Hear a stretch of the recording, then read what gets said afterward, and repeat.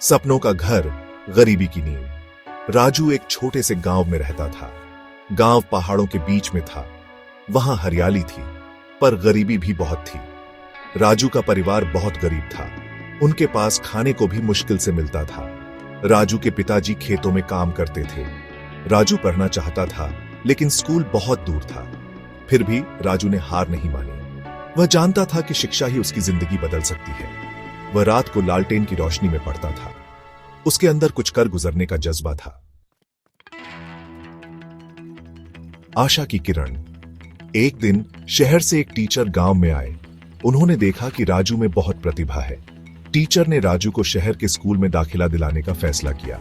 यह राजू के लिए एक सुनहरा मौका था। उसे अपनी प्रतिभा दिखाने का मौका मिल रहा था। राजू ने भी ठान लिया कि वह इस मौके को झाया नहीं जाने देगा। गांव का शेर। राजू को दौड़ने का बहुत शौक था। वह बचपन से ही अपने गांव के बच्चों के साथ दौड़ लगाता था। राजू बहुत तेज दौड़ता था। गांव वाले उसे प्यार से गांव का शेर कहते थे। पसीने से सनी सफलता की राह। शहर के स्कूल में राजू ने बहुत मेहनत की। पढ़ाई के साथ साथ वह दौड़ने का अभ्यास भी करता था। वह रोज सुबह जल्दी उठता और दौड़ने जाता। उसके जूते घिस चुके थे, लेकिन उसके हौसले बुलंद थे। एक दिन स्कूल में दिवाली के मौके पर एक बड़ी दौड़ का आयोजन हुआ।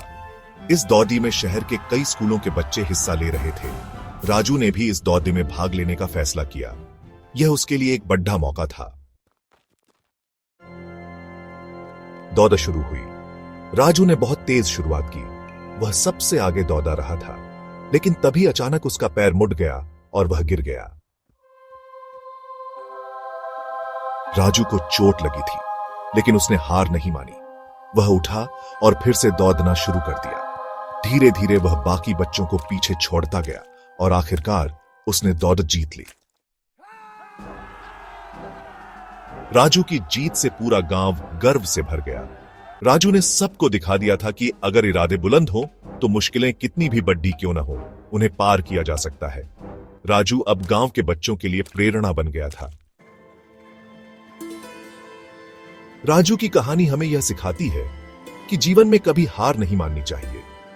मुश्किलें तो आती हैं, लेकिन हमें उनसे घबराना नहीं चाहिए। हमें रास्ते से भटकना नहीं चाहिए और अपने लक्ष्य पर ध्यान केंद्रित रखना चाहिए।